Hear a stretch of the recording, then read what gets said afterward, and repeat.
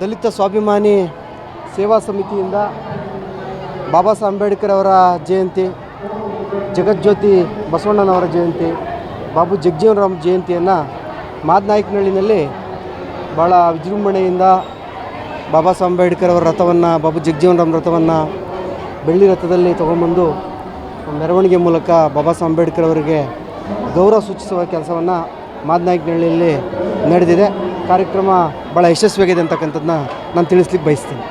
Sir, ಈಗ ತಿಮ್ಮಾಪುರವರು ಬಂದಿದ್ದರು, ಮಂತ್ರಿ ಸ್ಥಾನ ಕೇಳ್ತವ್ರೆ, ನಿಮ್ಮ ಸಮುದಾಯದ ನಾಯಕರು ಏನು ಹೇಳ್ತೀರಿ? ಈಗ ನೀವು, ನಾನೊಬ್ಬ BJP ಮುಖಂಡನಾಗಿ ಮಾತಾಡಬೇಕಾಗ್ತದೆ. ಆದರೆ ಇವತ್ತು ಕಾಂಗ್ರೆಸ್ ಸರ್ಕಾರ ನಿಜವಾಗ್ಲೂ ಕೂಡ ದಲಿತರಿಗೆ ಸಾಮಾಜಿಕ ನ್ಯಾಯ ಕೊಡ್ತೀವಿ ಅಂತೇಳಿ ಸಿದ್ದರಾಮಯ್ಯ ಅವರು ಅದರಲ್ಲೂ ದಲಿತರಿಗೆ ಅನ್ಯಾಯ ಮಾಡಿ ಹೊರಗಡೆ ಹೋಗಿದ್ದಾರೆ. ಸಿದ್ದರಾಮಯ್ಯ ಅವರು ಭಾಷಣ ಮಾಡ್ತಿದ್ದೇನೋ, ನಾವು ಅಹಿಂದ ಅಂದ್ರೇನು, ದಲಿತ ಹಿಂದುಳಿದ ಅಲ್ಪಸಂಖ್ಯಾತ ಪರವಾಗಿ ಅಂತ. ಇವತ್ತು ಸಿದ್ದರಾಮಯ್ಯ ಅವರು ದಲಿತರಿಗೆ ಹಸ್ತಾಂತರ ಮಾಡ್ತೀನಿ, ನಾನು ಹಿಂದುಳಿದ ವರ್ಗಗಳಿಗೆ ಅಧಿಕಾರ ಹಸ್ತಾಂತರ ಮಾಡ್ತೀನಿ ಅಂತ ಹೇಳಿ 3 ವರ್ಷದಿಂದ ಬಂದು ಇವತ್ತು ಒಬ್ಬ ಮೇಲ್ವರ್ಗದ ಮೇಲ್ಜಾತಿಯವರಿಗೆ ಇವತ್ತು ಅಧಿಕಾರವನ್ನು ಹಸ್ತಾಂತರ ಮಾಡಿದ್ದಾರೆ. ಹಾಗಾಗಿ ಇದು ಕಾಂಗ್ರೆಸ್ ಪಕ್ಷ ಅಹಿಂದ ಅಂತಕ್ಕಂಥ ಪದವನ್ನು ದಯಮಾಡಿ ತೆಗೆದುಹಾಕಬೇಕು.